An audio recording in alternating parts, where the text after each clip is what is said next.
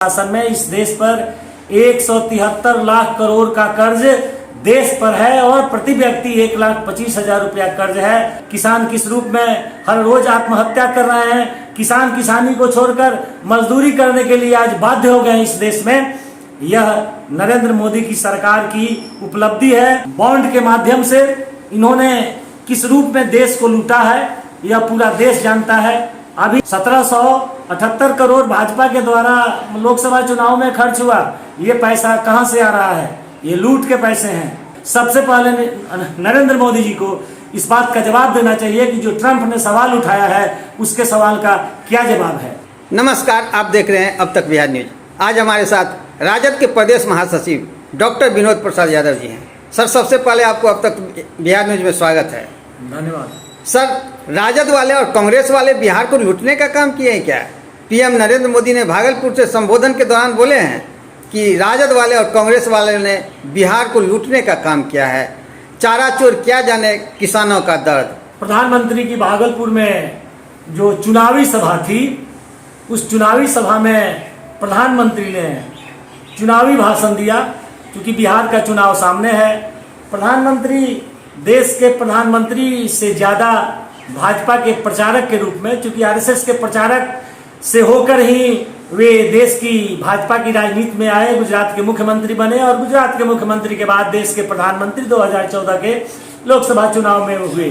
तो प्रधानमंत्री देश के प्रधानमंत्री से ज़्यादा भाजपा के चुनाव प्रचारक हैं, जो लगातार उनका चुनाव प्रचार एक प्रदेश से दूसरे प्रदेश में, जहां एक प्रदेश में चुनाव खत्म होता है, दिल्ली का चुनाव खत्म हुआ, बिहार का चुनाव सामने है, इसलिए बिहार के चुनाव को सामने रख कर ही उनका भागलपुर का जो चुनावी सभा था, जिसमें किसानों को जो एक किसान सम्मान निधि देने का घोषणा करना था, पूरे देश के पैमाने पर जो 22,000 करोड़ किसानों को जो किसान सम्मान निधि के रूप में देना था, उसकी घोषणा के लिए उन्होंने बिहार में भागलपुर को चुना। क्योंकि भागलपुर में रहकर बिहार के चुनाव को प्रभावित करने वाला नरेंद्र मोदी जी भाषण दे सकते थे।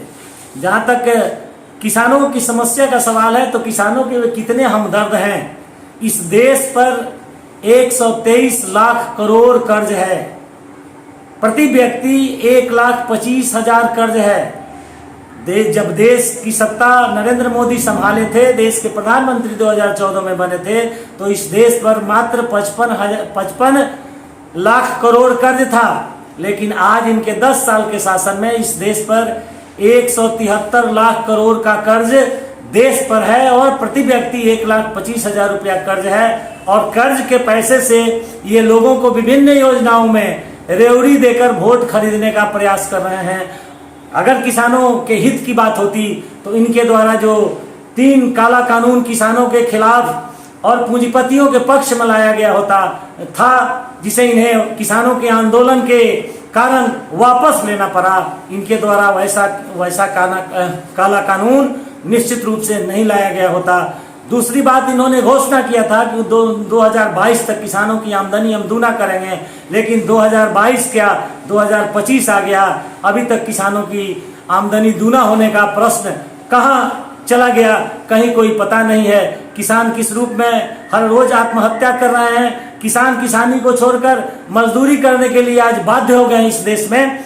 यह नरेंद्र मोदी की सरकार की उपलब्धि है। उनके शासन में किसानों के प्रति उनके समर्पण की भावना है, इसलिए किसानों के प्रति ये झूठा दर्द दिखाने का काम वे कर रहे हैं। अभी आपके सामने जो तीन काला कानून किसानों के खिलाफ था, जो वापस हुआ, जिसमें 700 से ज्यादा किसान शहीद हुए, उनको शहीद का दर्जा नहीं मिला, उनके परिवारों को कहीं कोई मुआवजा नहीं मिला। और उसके बाद फिर 24 फरवरी 2024 से किसानों के साथ जो वार्ता चल रही है, 6 राउंड की वार्ता एमएसपी पर हो चुका। जगजीत सिंह डीबेवाल अनिश्चित काल के लिए भूख हड़ताल पर हैं, आमरण अनशन पर हैं। उनकी स्थिति बेहद खराब है, लेकिन उनकी स्थिति का भी ख्याल किए बिना फरवरी 2024 से जो वार्ता का क्रम है, जो 6 राउंड वार्ता होने के बाद भी फिर मार्च के लिए वार्ता को टाल दिया गया है। किसानों के एमएसपी की समस्या का समाधान या किसानों से संबंधित जो मुद्दे हैं उनका समाधान नहीं हो रहा है। जहां तक लूटने का सवाल है, तो बॉन्ड के माध्यम से इन्होंने किस रूप में देश को लूटा है यह पूरा देश जानता है।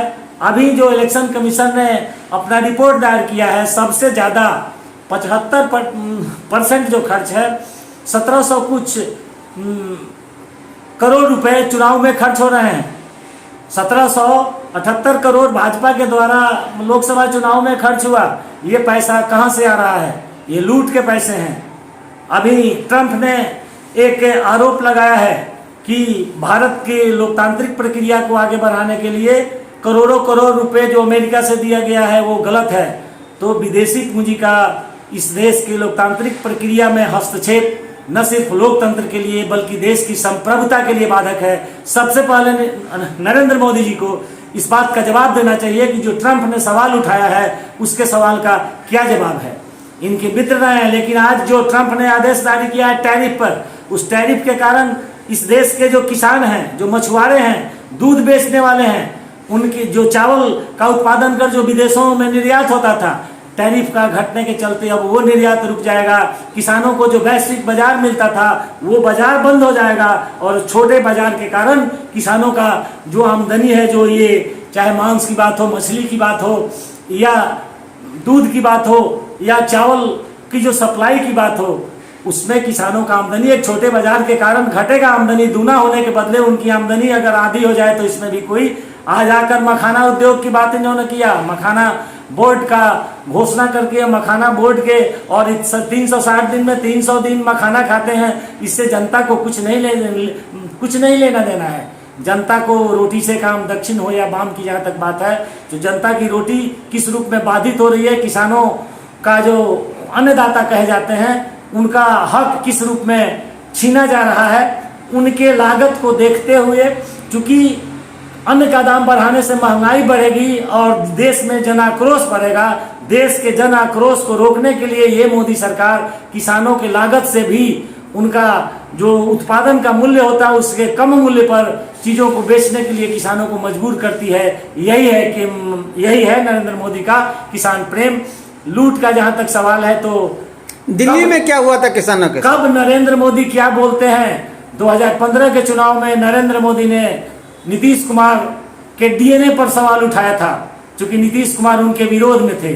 और आज 2025 में भागलपुर की सभा में उन्होंने नीतीश कुमार को अपने लाडले मुख्यमंत्री के रूप में कहा है।